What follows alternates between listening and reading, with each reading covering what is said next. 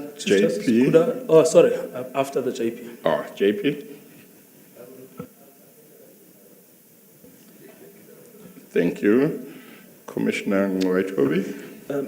Judge, I'm trying to get a sense of to follow up on Commissioner Baloyi's point, trying to get a sense of this problem that she can't understand your actual legal reasoning from the judgments you've submitted, etc.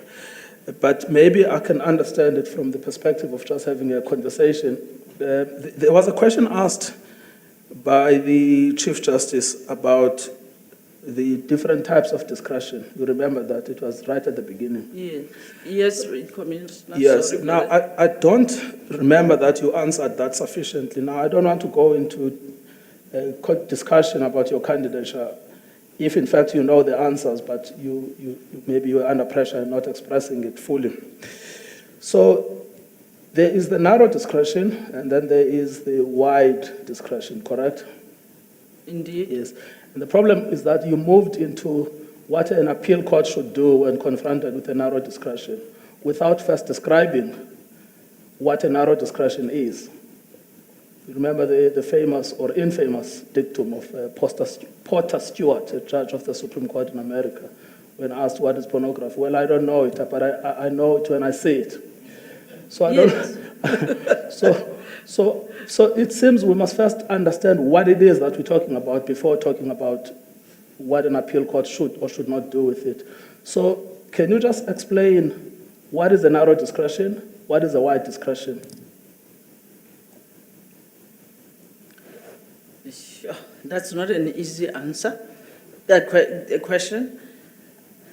I mean, and how do you know that you are dealing with, you've got a statute or you've got a rule or regulation. How do you know that here I'm dealing with a narrow discretion and here I'm dealing with a wide discretion? What are the features or the characteristics? The features of a narrow discretion is where, if I can explain it, where you can see that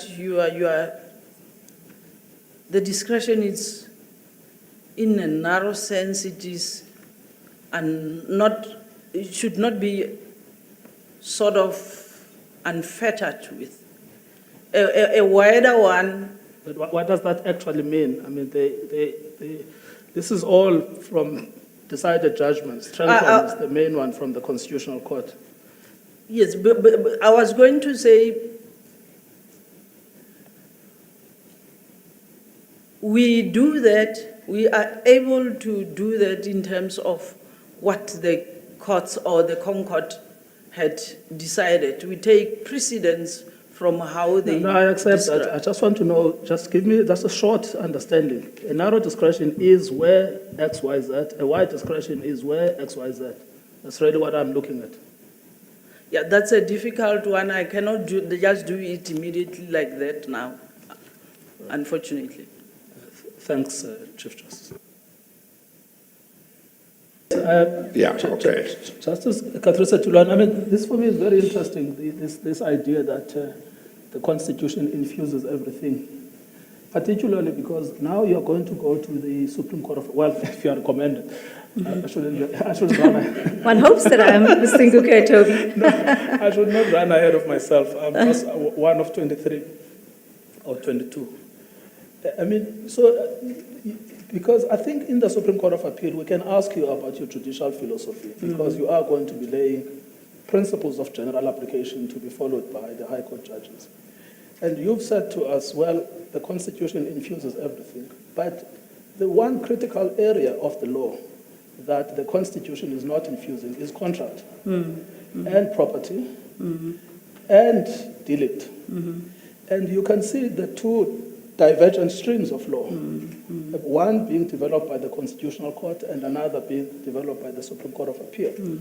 And you can see resistance. In fact, this is not me saying that, it's Justice Froneman who says that often the Supreme Court of Appeal explicitly rejects constitutional direction from the Constitutional Court on contract.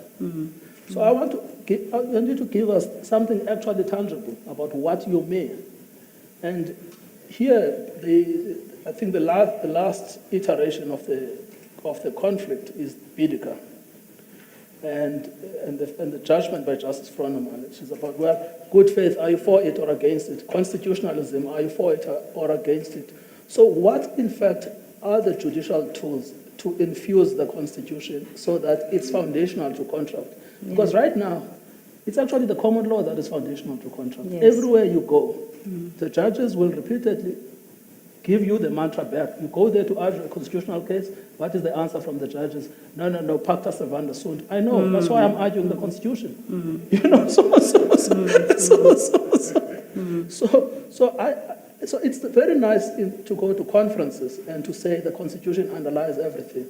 But our experiences day in and day out is that judges almost, their natural reflex is the common law. Yes, but I think in the Biedika judgment, Judge Taron had basically said that Ubuntu plays an important role in the law of contract. And again, it's for the Constitutional Court to give us to provide that normative framework on how we actually infuse areas like contract and delict, etc., with the value system of the Constitution.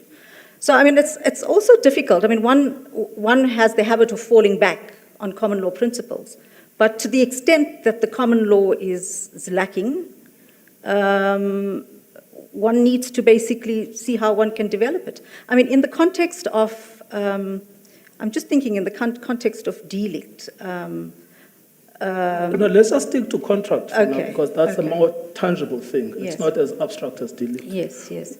I need to get a clear example of what you mean by this Yeah. infusion, Yeah. because my own experience is that judges inevitably take you back to the common law. Yeah. I mean, I think if you look at some of those cases relating to National Credit Act and contracts between banks and homeowners, you know, I mean, I think. No, but they will say that those are already developed by statute. I'm looking for judicial development. Yes. Yeah, I mean, I just think that it's one, of course, there's a contract, and you know, there are the terms of the contract. There's agreement between the parties in relation to what those terms are, and the relationship is basically guided by those terms in the agreement. But you know, there may be instances. I'm just thinking about many years ago when I was still in practice at the bar, and I think I was just a very, very junior advocate. I remember there was a private school that basically expelled a student for some flimsy reason. And I remember going into urgent court and arguing this matter. And, you know, I was raising all of these constitutional principles that she has a right to education. And I was told, no. You know, the contract says that if you have misbehaved in this particular manner, then you will be expelled instantly. And I think one could look at this young girl who was 17 years old.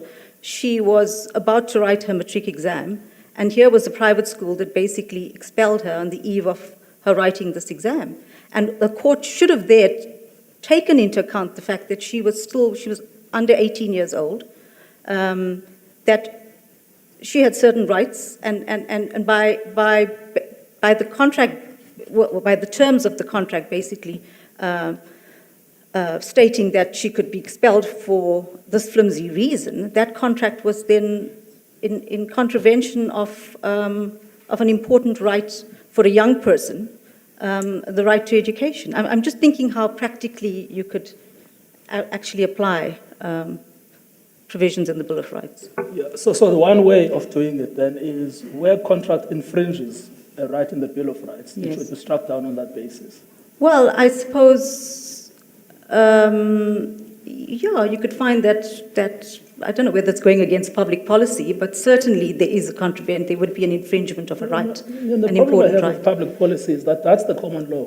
Yeah, that is certainly the common law. But I'm talking about the Constitution. Yeah, so I'm saying in the case where this young person was expelled from school for this very flimsy reason, and even if it wasn't so flimsy, one should have had regard to that very important right, and what it means to a young person and that young person's livelihood going forward. So perhaps, the court could have taken that into account Yes, well, before this is the finding last- that the contract prevails. This is the last follow-up on this. And because I thought that there's a promising start where contract infringes a right in the Bill of Rights, then that's the basis on which it can be invalidated. Yes, I think you can invalidate it. Yes, I do. I believe you can invalidate it, and the court ought to have given consideration to that. Thank you, Chief Justice. Thank you.